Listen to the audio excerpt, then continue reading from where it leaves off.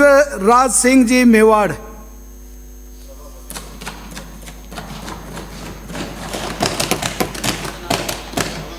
आपने मुझे मांग संख्या 45 में बात रखने की अनुमति दी, जिसके लिए आपको धन्यवाद। वन और पर्यावरण, इन दो विषय पे इन सालों में इतनी चर्चा हो रही है कि मान लो वे एक कोई नया खोज हो। पर्यावरण की जो महत्वपूर्णता है हमने सदियों से माना है, लेकिन इन सालों में जो पर्यावरण को जकड़ के रखने की कोशिश कर रहे हैं जो वैज्ञानिक है, उन्होंने भी पर्यावरण की महत्वपूर्णता मानी है। फिर भी स्थिति तो यह है, ख़ास तौर से बड़े शहरों में, कि कोई एक पेड़ भी लगाए तो चर्चे का विषय हो जाता है।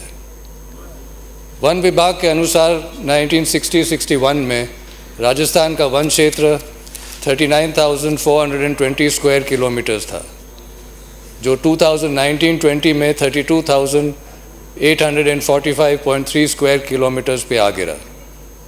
यह अपने आप में वन विभाग की कार्यशैली बताता है, लेकिन वन क्षेत्र घटना सिर्फ वन विभाग की जिम्मेदारी नहीं है, अलग भी काम होते हैं जिसके कारण वन क्षेत्र कम होता है, जो दूसरे विभागों की जिम्मेदारी है। एक मशहूर पर्यावरणविद जॉन म्योर ने ये खूब कहा है, वे भगवान ने पेड़ों को संभाला है, अकाल, बीमारी, हिमस्खलन, हजार आंधियों और बाढ़ों से बचाया है, मगर मूर्खों से न बचा पाए। यह एक कटु शब्द है, कटु वाक्य है, लेकिन ये सच है, क्योंकि पर्यावरण के जो नुकसान पहुंचाते हैं वे आमतौर से या तो घमंड से करते हैं, अहंकार से करते हैं, या खुद के स्वार्थ के लिए करते हैं। और पर्यावरण ऐसी चीज़ है जो सबके लिए है, पर्यावरण का असर सब पे पड़ता है। तो अगर कोई पर्यावरण को अपना मान के पर्यावरण को नुकसान पहुंचाए तो उनके लिए हम और क्या करेंगे। यह एक इत्तेफाक है कि 1960-61 से 2019-20 तक सरकार ज़्यादातर विपक्ष दल की ही रही है। और हम सबको भी याद है या मालूम तो होगा कि 60-61 में बड़े शहरों में हरियाली थी और छोटे शहरों में पर्यावरण साफ था, लेकिन जो भी पर्यावरण के नीतियाँ थे वो तो कागज़ पे रह गए, जो हम आज भुगत रहे हैं। दुनिया भर में पर्यावरण के लिए नीतियाँ हैं जो दुनिया भर मानती है। ख़ास तौर से है कि हमको पर्यावरण के प्रति सावधानी दिखानी चाहिए, जहाँ नुकसान हो रहा है वहाँ बंद करें, नुकसान शुरू की जगह से बंद करें, जो नुकसान कर रहा है वही भरपाई करे, वही सुधार करे। और एकीकरण की का सिद्धांत कि पर्यावरण कोई एक विभाग की जिम्मेदारी नहीं है, सब विभागों को साथ में मिल के पर्यावरण संभालना है। वनीकरण भी पर्यावरण का एक भाग है और इसके भी कुछ सिद्धांत हैं जो दुनिया भर में माने गए हैं। एक कि जहाँ हरियाली हो, जहाँ जंगल का ज़्यादा नुकसान ना हो, वहीं से शुरू करें। जो स्थानीय लोग हों उनको साथ में लेके चलें। वनीकरण के साथ और भी उद्देश्य जोड़ें, जैसे कि कार्बन फुटप्रिंट घटाना या दूसरे पक्षी जानवरों को, पौधों को संभालना। आप जिस जगह पे शुरू करते हैं वहाँ पे ध्यान रखें, अगर जंगलों के बीच में करेंगे तो बेहतर होगा, जंगल जोड़ पाएंगे।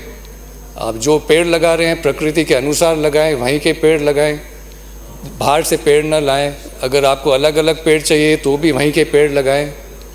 जिन पेड़ों पे ज़्यादा ध्यान रखना पड़े वैसे पेड़ न लगाएं।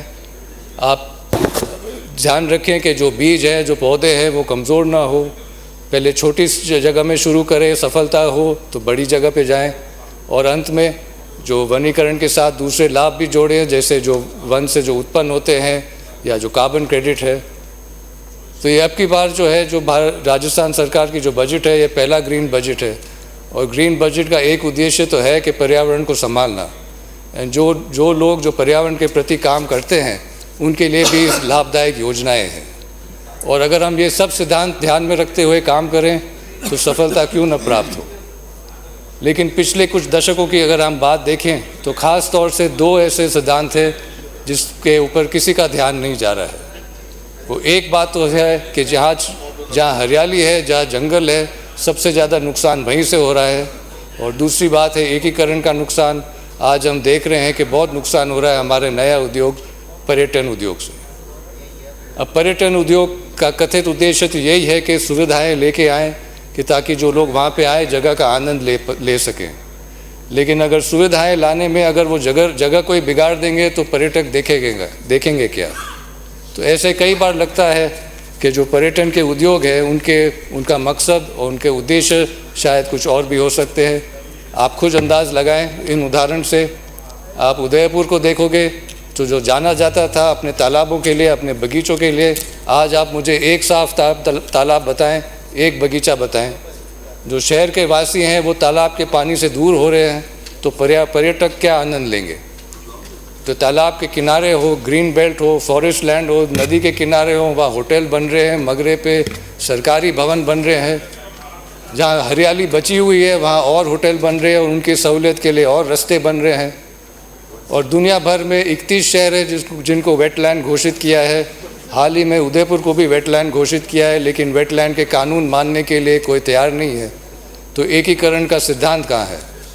और ऐसे लगता है, महसूस होता है कि पर्यटन के बाजार में नीलाम हो गया शहर।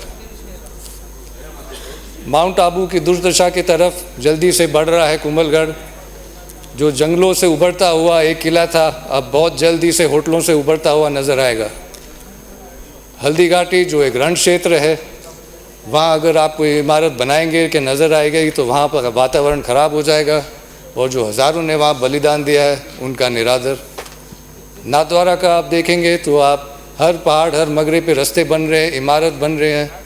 हम स्कूल में तो पेड़ लगाते हैं, बच्चों को सिखाते हैं, लेकिन उनको अपनी नज़र ऊपर घुमानी है और वो देखेंगे मगरों का जो कत्ल हो रहा है। तो इन सब चीज़ों की तो जांच तो चाहिए, और अगर आवश्यकता हो तो नीतियों को भी बदलना ही है। जल भी पर्यावरण का एक बहुत महत्वपूर्ण अंश है, और जो सैटेलाइट फोटोग्राफ्स है वो साफ दिखा रहे हैं कि पिछले दशकों से जो भी जलाशय है, जल स्रोत है, वो कम होते जा रहे हैं, सूखते जा रहे हैं। International journal of water resources and arid environments के 2013 के पब्लिकेशन में दक्षिण राजस्थान के लिए यह कहा गया है कि the environmental status has change alarmingly during the last 6 decades with ruthless destruction of forest cover over the hills, followed with increase in soil erosion, sediment transportation, siltation, drying up of lakes, dams and surface water sources, lowering of the water table from 5 to 10 meters to 50 to 100 meters. ये तो एक गंभीर समस्या है, और अभी ही मौका है और जल्दी से हमको जो जल स्तर है उसको ऊंचा उठाना है। भले जो जलाशय जो सूख गए उनको वापस भराव निकाल के, या जो पानी के जो प्राकृतिक व्यवस्था है उसमें छेड़छाड़ नहीं करके। तो यह तो एक गंभीर ही समस्या है। और जहाँ तक पर्यावरण की तरफ हमारी तो जिम्मेदारी है। एक जो है, एक मूल अमेरिकन जो वहाँ के आप कह सकते हो आदिवासी या जनजाति, उन्होंने कहा है कि धरती जो है हमने अपने पुरखों से विरासत में नहीं मिली है, हमने इसको हमारे बच्चों के लिए उधार पे लिया है। और यह एक ऐसा उधार है जो कहीं बजट में नज़र नहीं आएगा, और इसको चुकाना सबसे महत्वपूर्ण और सबसे महंगा पड़ने वाला है। और जहाँ तक वन विभाग के जो आंकड़े हैं कि इतना क्षेत्र वन विभाग का है, आप इस उदाहरण से और आप अंदाज़ लगा दें कि नाथद्वारा क्षेत्र में 1970 में 50 बीघा ज़मीन चारगाह से बिलानाम कर दी गई, नाथद्वारा नगर पालिका को सौंपी थी।